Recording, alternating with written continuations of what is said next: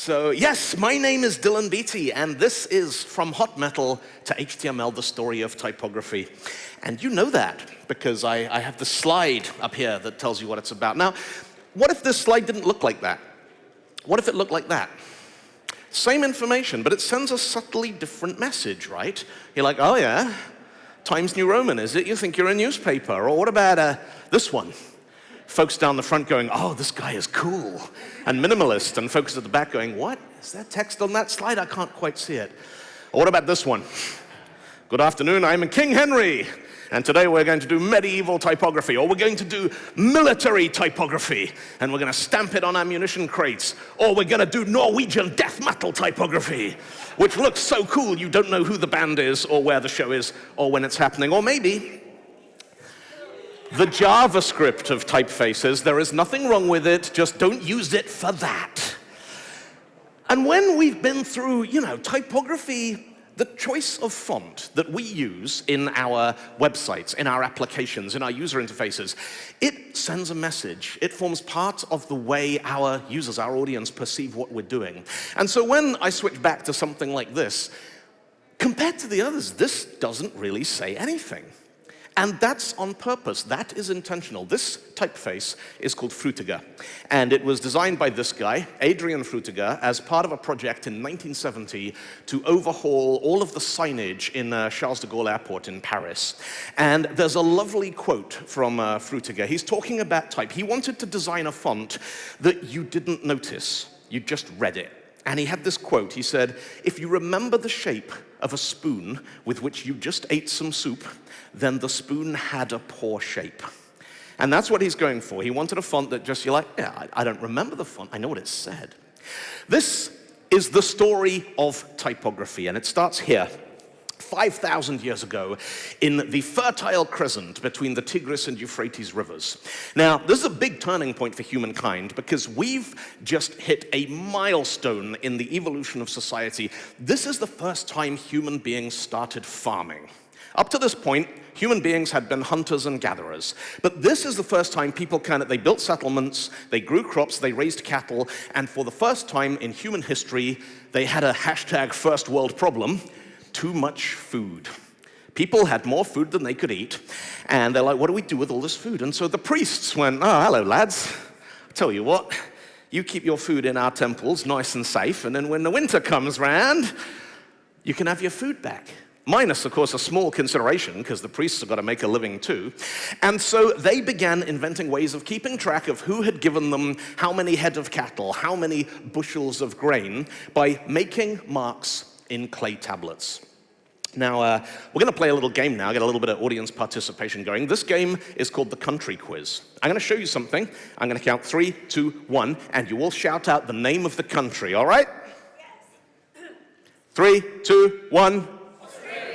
Very good. 3, 2, 1. Denmark. Very good. 3, 2, 1. Paris. Excellent. Who said Paris? Paris is not a country. But you get the idea.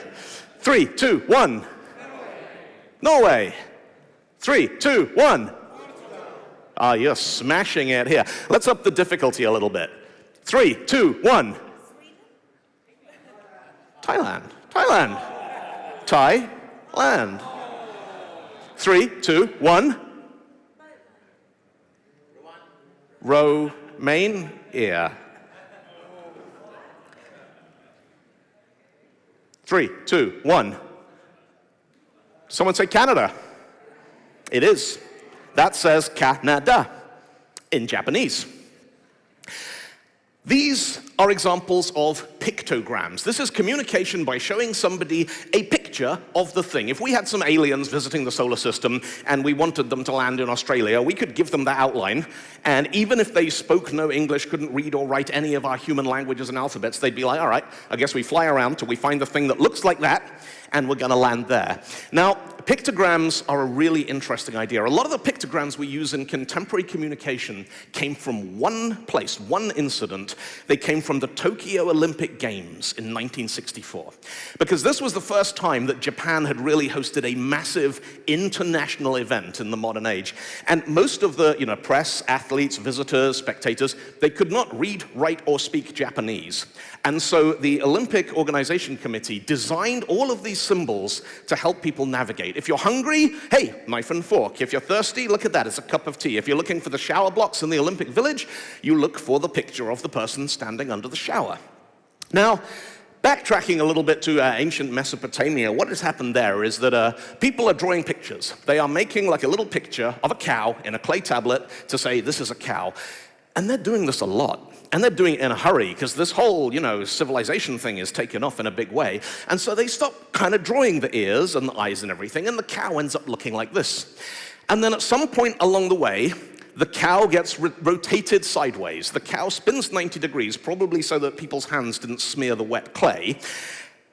And a bunch of people around the Mediterranean realize, or they learned, that this thing means a cow, even if they don't know where it came from. They just recognize this symbol. Now, this is another idea that plays into type design and information design a lot.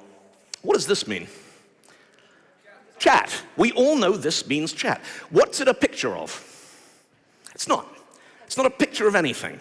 No one has ever drawn a picture of the bubbles that appear above our heads when we're talking. This is an idea that is popularized through comic books, which are an almost ubiquitous communication medium that we all get from a very early age. And so we get the idea that the two little bubbles there mean chat. Now, sometimes things can go from being pictographic to being ideographic surprisingly quickly. This thing here, there are people here who know that this is a floppy disk, it's a storage device. There's probably people out there who think this is a 3D printed save button. Because when Microsoft Windows rolled out in the 1990s, you clicked the thing that looked like the disk because you had the disk. That's what you were saving your work on. Most people, like a lot of kids out there now, have never seen a floppy disk. They still know you click that to save. They don't know why. It's gone from being a picture of something to being an idea. Ideograms are useful when we want to communicate something that maybe we don't want to draw a picture of. One of the ideograms that the Tokyo Olympics popularized was this one. And if you look at flags, the flag of Norway, the flag of Spain, the flag of the Olympic Committee, you won't recognize these. You have to know what they're about. Now, if you don't know what they're about, if you are not familiar with the ideograms in question, let's say that you've got up late, you've drunk quite a lot of coffee in a hurry, and you're about to go on stage at the National Museum of Estonia to give a talk, and you just need to pop to the loo first, and you run to the sign that says toilets, and you're confronted with two doors. Which space invader do I want to be today? Sometimes people get clever with the ideograms, and it doesn't necessarily work. But then, back in ancient Mediterranean, we go forward another couple of centuries or so, and the cow gets rotated sideways and loses all connection with the fact it was ever a picture of a cow. Because now, that stands for ah. Because ah is the first sound in aleph, which is the Hebrew word for an ox. And so that shape comes to stand for a sound. There is another one crops up. This is a picture of a house. And the ancient Semitic word for a house was Beth. Bethlehem in the Bible is literally the house of bread. And they got bored of drawing the house with the door, so the house just became kind of ground with a bump on it, and then that got rotated sideways somewhere along the way. And we had Aleph and Betha, and that became the alphabet when the Greeks got hold of it. And we had invented phonographic writing. And in phonographic writing, the symbols stand for sounds. And this is a big deal, because this means anything you can say, you can write. I realize that in Denmark, that's not necessarily true, but you get the idea. These are called phonograms. You take spoken language and you break it down into symbols. Now, this is awesome. We've invented agriculture, and then we've invented phonographic writing and ideographic writing and pictographic writing. We're going to invent a whole bunch more stuff. Let's invent books. Let's invent paper books. Now, I find it amazing that human beings, for 1,000 years, we had paper, and we had books, and we had not invented paper books yet. Because paper was invented in China in about the 1st century AD, but they didn't make books with it. They made scrolls. And the whole idea of like 2 hardcovers around a lot of pages, that was invented in Europe in about the 1st century AD, but we didn't have paper. So our codexes were made out of vellum, they were made out of leather. It's about 1,000 years after that, finally somebody has the bright idea of bashing these two things together. Now, let's imagine that it's about the 11th century, and you want a Bible. And the way you get a Bible is, first you need a Bible, and then you need a very patient monk. And you go to the patient monk and you say, can you copy my Bible for me, please? And they do, and it takes a couple of years. And every single book that existed was either handwritten or it was a unique work of art where somebody had carved a plate for printing one entire page at a time. The thing that revolutionized all this was the mechanical, movable type printing press. Now, in Europe, generally, if you kind of study like high school history, you are taught that the mechanical type, movable type printing press was invented by Johannes Gutenberg in Mainz, Germany in 1455 on a Tuesday afternoon, all by himself. Which is not, it's kind of like saying Steve Jobs invented the iPhone. Like, history will give them the credit, but the movable type printing press relied on a lot of innovations which were already around. It's just he was the first person to A, put all the pieces together, and B, turn it into something that was successful and commercially viable. But to understand the big deal here, what is type, and why was making it movable such a big deal? Now, we talk about types all the time. If we're programmers, we have types, and if the type of the type equals type, you type your program. And if you press the keys hard, it's a strongly typed program, and if you press the keys gently, that's called a weakly typed program. But really, all of these ideas of type, a lot of them come from printing, and printing gets the word type from a Greek word called tuptein, which means to strike, to hit something. And this is a piece of type. This is one little piece of metal that you can move to wherever you need a letter Q, and then you can use it to put a Q on the page. Now, movable type was actually invented in China in about 900 by this guy, Beattie.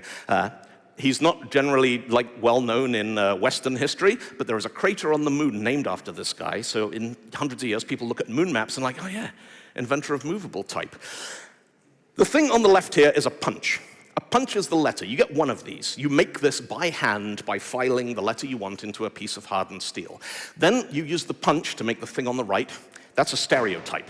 That's where we get the word stereotype, a bunch of things that are all the same, because the punch you can use to make quite a lot of stereotypes, and then the stereotype, you can pour printing metal, printer's lead onto that, and you can churn out a whole bunch of identical pieces of type, which you then move around to make a page, and bang, stamp, you've got a page printed in your Bible. Now, the Gutenberg Bible, about 50 volumes of this were printed in total. And it took about 5 years to produce those, was it 50, was it 200? It was 200 Bibles in 5 years. Fast forward 5 centuries to the 1950s, and the United States of America alone is putting out something like 50 million printed newspapers every single day. And the astonishing thing is they were doing it using the same technology that Gutenberg used to print his Bibles. They just made it really, really good. It's a thing called a linotype machine. This is one of the most awesome things I have ever seen in my entire life. There were, in the 1950s, there were about 100,000 of these things in use around the world. Today, there are fewer than 1,000. They're almost all in museums, and most of them are broken because there is one guy left in Switzerland who knows how to fix them, and he's busy. So there's one in Amberley in the southern part of England, not far from where I live, that I went down, so I got some of these photographs from them. And the key to the linotype machine is this thing here. It's called a linotype matrix. It's a tiny piece of brass with that printing stereotype in it. And each one of these has a key. You look at the top there, you see this little pattern of grooves. That is a 6-bit binary coded key that tells the machine which letter this was. And this is how they work. You sit down your linotype machine, and you're like, right, we're gonna do some linotyping. Let's make a newspaper. And you start typing. And as you type, each key is gonna drop one of these matrices from a thing called the magazine, which sits up above your head. That's the choice of font. If you want to change your font, you need a friend to help you do it, because that is heavy. These things drop down here into the collector, and they form a single line of these linotype matrices. Now this thing, it's a crucible of molten lead. It's about 350 degrees Celsius, just hanging there off the side of your typewriting machine. And it squirts molten lead into the row of type and gives you this, a line of type, linotype. That thing gets dropped down and put onto the galley where you're collecting the rows that are going to be the column of tomorrow morning's newspaper. This goes round and round and round, but then the matrices, they all get scooped up to the top of the machine and threaded onto this bar here, which is a thing called the collector. And that pattern of spikes lines up with the pattern of grooves, and they just fall back into the right place on the right magazine. It is an absolutely wonderful, beautiful, astonishing, crazy machine. If you ever get a chance to see one of these in action, absolutely take it. It's fantastic. Now, linotype and machines like it dominated the world of industrial printing for the better part of a century. The linotype company still exists today. They are still out there. Nobody uses linotype machines. I think there's a guy in New Jersey who does wedding invitations with them.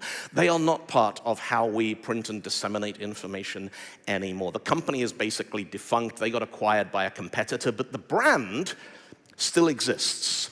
Linotype is still out there.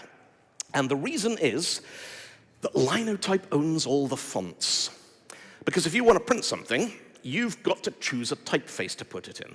And Linotype owns Cooper and Futura and Franklin and Eurostyle. They own Helvetica, the font that's so famous it got its own movie a couple of years ago. So what's the big deal with fonts? Well, to understand how fonts fit into our story, so you design one. We're going to take a line. Lowercase l, capital I, we don't know yet. We haven't figured out. It's a line. And developers are like, yeah, line, done. What's next? But typographers are like, well, hang on, what kind of line? Does it have hard corners, or does it have rounded corners? Or maybe it's like a sort of sweeping, flourishy line, like we drew this with a paintbrush. What if we take our line, all right, so we got our line down, we'll put another line across the top of it. Ancient Phoenicians did this. It was a tally mark. It became the English letter T. How tall is it going to be? Do we want like a long, slender font? Do we want a squat font? Do we want a balanced font? Do we want a spindly font?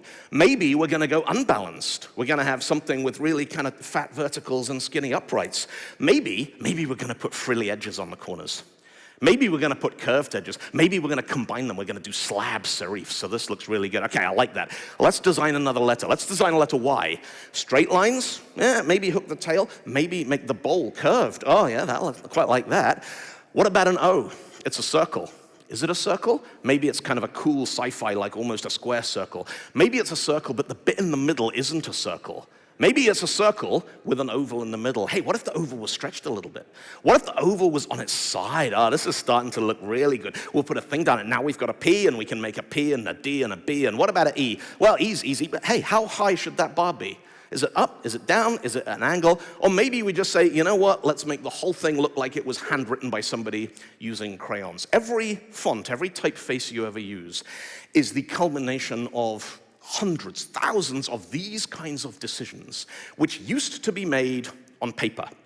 This is a font called Gill. This was the house font used on the London Underground, designed on paper by Eric Gill and a guy called Johnston. And these, they would be done on paper, then the paper would be handed to craftspeople who would make the punches out of metal. Metal has a fantastically good resolution. Never mind dots per inch. You can get metal down to a couple of atoms if you have a good enough lens and a good enough file. So you get these incredibly precise, beautiful typefaces. But then, while all this is going on, the very peak of linotype's domination in the 1970s, something else is happening, because digital computers are turning out to be a pretty neat idea. Now, we've had computers for a while by now. They've been around, you know, ASCII is 15, 20 years old. The first computer that actually could read and write text was a PDP-11, which had an IBM Selectric typewriter hooked up to it. But what's happening in the 70s is computers are getting really, really cheap. ASCII exists, and we are looking around for better ways of working with text inside a computer system. Now, if you take a sort of 8-bit mini computer from the early 1980s, and you push A on your keyboard, what's actually happening is you push the A, and the keyboard says, right, I know that that key is 65. That's the ASCII code. And it sends that code to a thing called a ROM character generator, which is basically just a massive dictionary of this number equals that number. And the reason that number is interesting is because if we take that number and we spell it out long form in binary, and then we shuffle the bits around and we turn it into a bit map, what we get is a shape. And then we're going to go, right, light up all the pixels that are a 1 and leave all the 0 pixels dark, and there we go. We've got our ASCII character A. This is how bitmap fonts work, and it's why those early computers were limited in what they could do, and if the letter wasn't supported out of the factory, that computer was never putting that letter on the screen.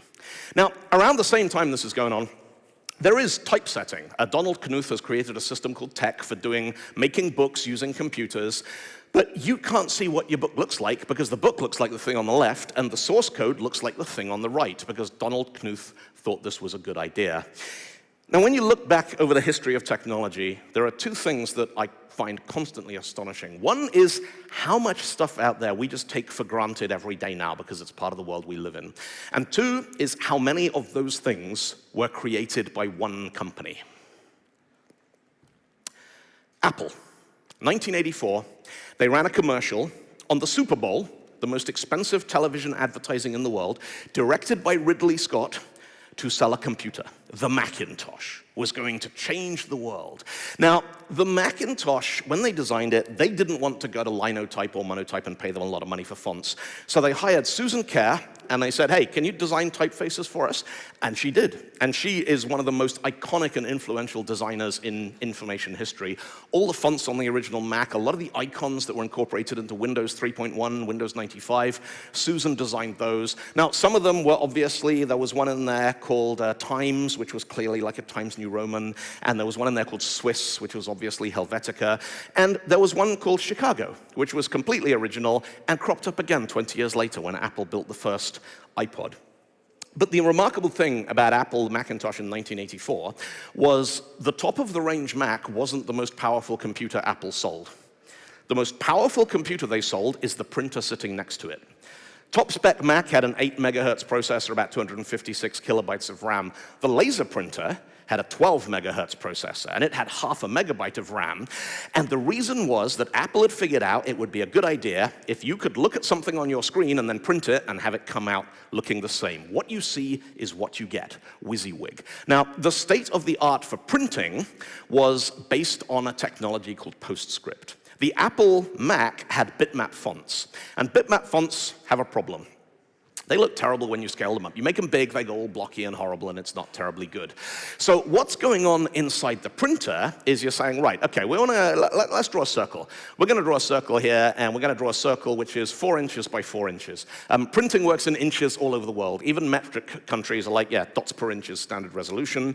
So we got a half-inch radius on there. There's the position of the center. So for each point in that circle, we need to do a px minus 4 squared plus py minus 4 squared is less than that. Then if that's inside the circle, then we paint it, otherwise we don't. So we got some floating point calculations, some Pythagoras, some square roots. If we have a resolution of 144 dots per inch, that's 20,736 dots. That's a lot of dots. That's a lot of maths. The Mac wasn't powerful enough to do this, but the printer was. That's the whole point here. If we wanted to draw a letter O, now we had to do a bunch of calculations, what's inside that but outside that equation. We wanted to draw a letter B, now we're like, okay, well there's that, and we've got squares, and then we've got the little serif, so everything that's inside this but not inside that, but is inside that but not inside that, or that, or that, or that, or that. And this is why the printer was the thing that needed the horsepower. Now, the standard technology for doing this was Adobe PostScript. It was revolutionary, it was amazing. It was expensive, and it had another drawback. It didn't work very well on screen. A PostScript font was a set of mathematical equations that allowed you to calculate what to draw and what not to draw. Now, you take it off your 144 dots per inch printer, and you put it on your 640 by 480 VGA display. Let's draw a letter B by, I don't know, let's color in all the pixels that are completely inside the outline. All right, that's not going to work. What if we color in all the pixels which are like 50% inside? Yeah. What if we, okay, maybe we'll kind of shade them different shades of gray depending how much, and that's all right, but it's not brilliant. And what TrueType did, it was a collaboration between Apple and Microsoft, neither of whom wanted to pay Adobe any money for PostScript, is they said, well, what if we include a thing called hinting? What if you can say, look, if you've got to draw that letter of that font at this size, here's the things you fill in. Go and do that. This was and is TrueType technology. It shipped with Apple macOS, it shipped with Microsoft Windows 3.1, and if, as I did, you get Windows 3.1 up and running in a virtual machine, and you go Control Panel, and you go Fonts, and you can see this is a scalable TrueType font, and you can actually go in and you can turn TrueType on and off, and if you zoom right in, you can see the hinting. You can see the individual pixels that somebody has sat there painstakingly by hand and gone, that one, that one, that one, not that one, that one, that one. And this is what made those operating systems look so good on the technology of the time.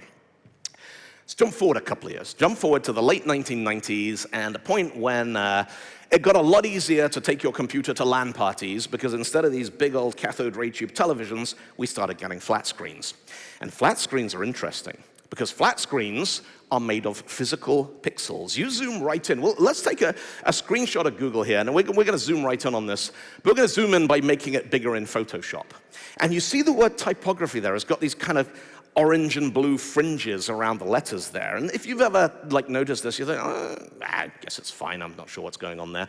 But if you take the same screenshot, but you zoom in optically using a macro lens on a camera, what you actually see is this.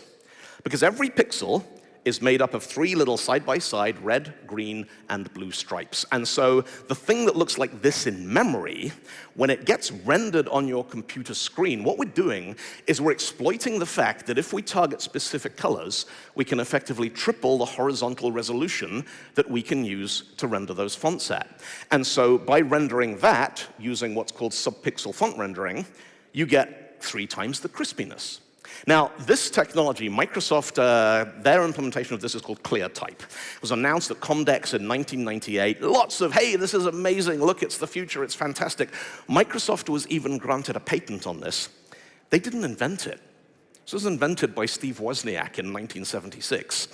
And Microsoft knew that because the Microsoft Basic Programmer's Manual from 1981 includes a note about the fact that on the Apple II, you could use subpixel font rendering to increase the effective resolution of the display. Now, I can't believe this is a conspiracy because I don't think Microsoft is that organized. I think it's just a coincidence. A company that size, somebody working on the Microsoft Basic team in 1980 discovers this cool thing. Oh, awesome, thank you, Steve. They forget about it for 20 years, and then somebody else independently discovers it.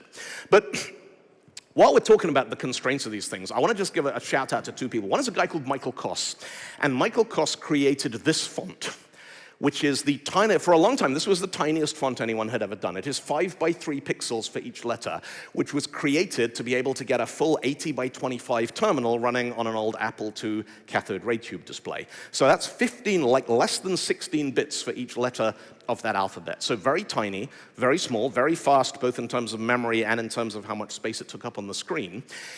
And for a long while, this is the smallest font that anybody had ever seen. And then Matt Sarnoff comes along in 2022 with this font. And this font doesn't look like anything, but if you look at it on an LCD display with side-by-side pixels, it's actually the complete letters of the alphabet in 5 by 1 pixels. Now, is it a font? I don't know, because it needs colors. And really, a font should just be outlines. A font shouldn't involve colors. This one does. But I still think that this is lovely and wonderful and delightful. And in the early 1980s, storage was a big deal. Consideration, we didn't have that much memory, didn't have that much disk space. Making tiny fonts was kind of worthwhile. By the time we get to the 1990s, we don't care, because software comes on CD-ROMs. And they've got loads of space. And so everybody out there who used CorelDRAW or the early Adobe or PageMaker or any of this kind of thing, it'll be like, hey, here's the program, and by the way, here's 15,000 fonts that we know you're never actually going to have the time to look at. And so the world of print design is going fonts everywhere. This font, that font, another font, different font. I'm going to pick a font no one's ever used before. But at the same time, the World Wide Web is going, oh, well, yeah. This might be a thing that takes off. Now, I believe that everybody who wants to build websites for a living should be forced to spend 1 year with a dial-up modem before they're allowed back on broadband.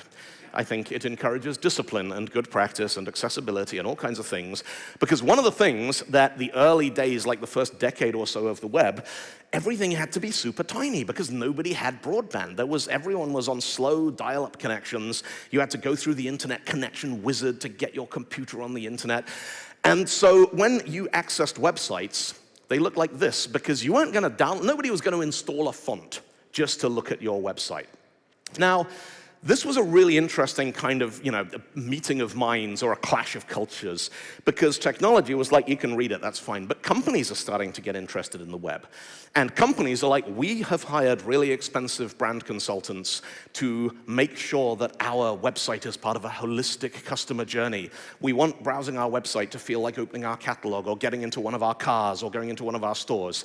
And you're sitting there going, oh, you do you? Yeah, that's nice.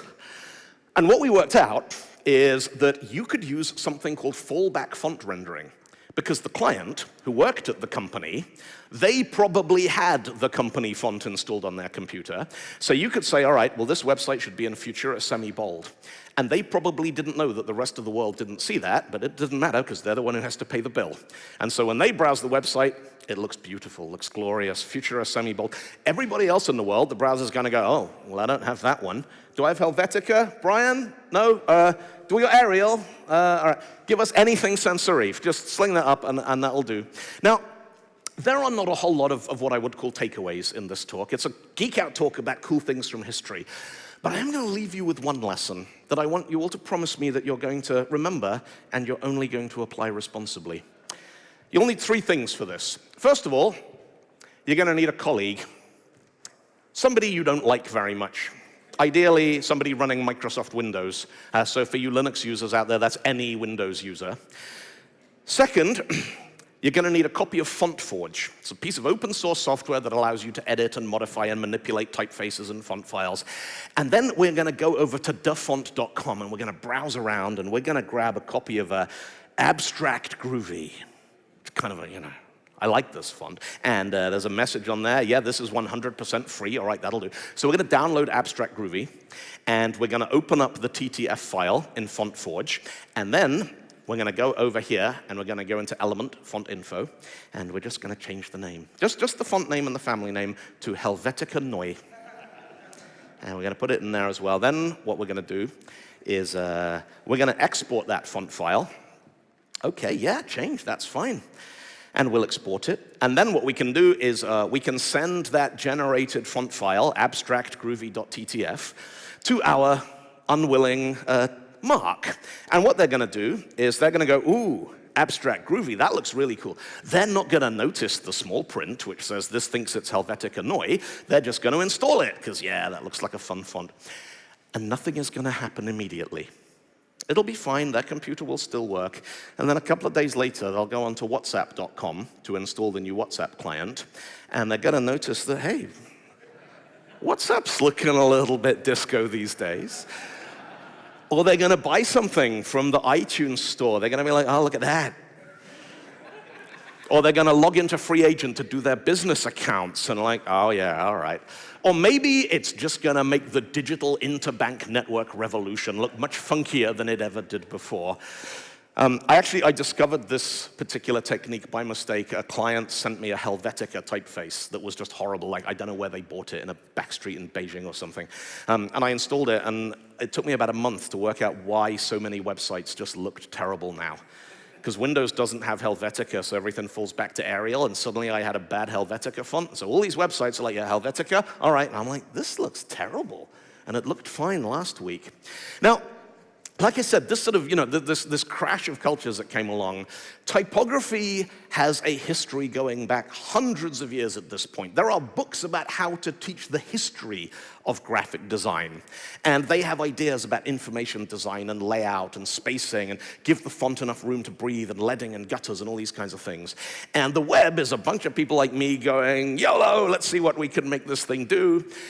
And really not kind of paying a huge amount of attention initially to the principles that come out of graphic design. I'm sure you've all seen the famous CSS is awesome thing. And, partly this is the web presented a set of challenges. Go to any friend of yours who works in graphic design and be like, I need you to design me an album cover. I need you to design a cover for my book. And then just mention afterwards, oh yeah, we don't know whether the background is going to be dark or light. They're going to throw a fit. Because if you're working in design, like, no, first you have to choose the paper, then we'll put the design on it. It might be light mode, might be dark mode. It's a completely new set of challenges. Now, one of the big kind of steps forward for this came about in about 2008 when we got the web open font format. For the first time, we could publish typefaces that could be embedded into websites. And of course, initially this was used for Futura Sans and companies wanting to incorporate their own corporate identity, incorporate their own branding into the way their website looked. But then we realized you can do a lot of things with fonts, because fonts are not inherently restricted to being used for letters and numbers and alphabets and things. You can use them for all kinds of stuff. You can use fonts for icons. You can go into a font and be like, hey, so this is Font Awesome. And Font Awesome is a massive library of visual elements, playback buttons, stop, rewind, houses, magnifying glasses. Even R2-D2 is in here somewhere, although obviously he's called Astromech so that they don't get sued by Lucasfilm. And so we have this fantastic resource. And the wonderful thing about it is that these font files, they are mathematically perfect descriptions of the thing that you are going to try to draw. And so as devices, as screens, as desktops, as they get better and better and better over time, we don't need to keep going back and redesigning things because we've got the mathematical perfection right there. When Amazon released the Kindle a couple of years ago, well, like 20 years ago now, I remember the first time I saw one of these things, I thought it was fake. I'm like, that's obviously just a plastic one they've got on the shelf in the shop so that people can see how heavy it is and everything. And then I pushed the button and it turned the page, and I was like, no. That's not real. And the salesperson comes over, and I'm like, yes, I'd like to buy this thing, please, how much is it? We've got e-ink displays, we've got high-definition retina displays. Every couple of years, somebody has another go at making goggles that just superimpose information onto the real world around us. And one of the things that I love, one of the things I really enjoy about working on technology now is these little occasional reminders that the stuff we do for our jobs is the science fiction of our own childhoods. This is Neil Stephenson's Diamond Age. It's published in the 1990s. It is a, bonkers, far future, nanotechnology, neo-Victorian, steampunk, wonderful book. And there is a passage in this. It tells the story of Nell, who's a little girl who has a book. She has like a childminder, intelligent book that is teaching her things and is her sort of young lady's illustrated companion. And there's a passage. Now, I read this on paperback in the 90s. This is my original, well-thumbed 90s copy. And then, not too long ago, I reread it. I got it on Kindle, and I was reading it. I was waiting for a train, and I was sat outside, and it was dark. And I'm reading the Diamond Age on my Kindle, and I come across this passage. The paper glowed softly, and the letters stood out crisp and black, like tree branches silhouetted against a full moon. And I had this moment of, holy shit, it came true while I was holding it. Like, that was literally, when I was at university, this was prophetic science fiction.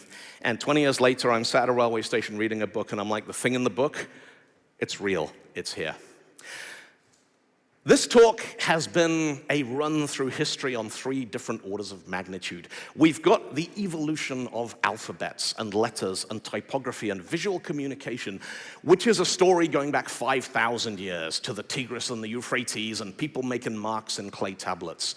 We've got 500 years of print. We've got Gutenberg's press. We've got linotype machines. We've got Kindles. We've got digital typesetting. And then within the last 50 years, we figured out how to put all this stuff on computer screens and on Kindles and on lenses and devices and things that are in our pockets. So we are at this kind of, this confluence of these 3 incredible stories about the evolution of technology. I don't know what happens next. I have no idea where all of us are going to take these ideas, take all of these wonderful toys we get to play with, but go out there and see what happens. Build awesome stuff. Draw on inspiration and ideas. Do the work. Read the people who've gone before you and see how they solve these kinds of problems and think, how can I distill the good ideas from that alphabet, that language, that technology, album covers, magazines, posters, airport signage? How can I take these kinds of ideas and incorporate them into the sort of things that we're building every day? Thank you very much. In Helvetica Neu.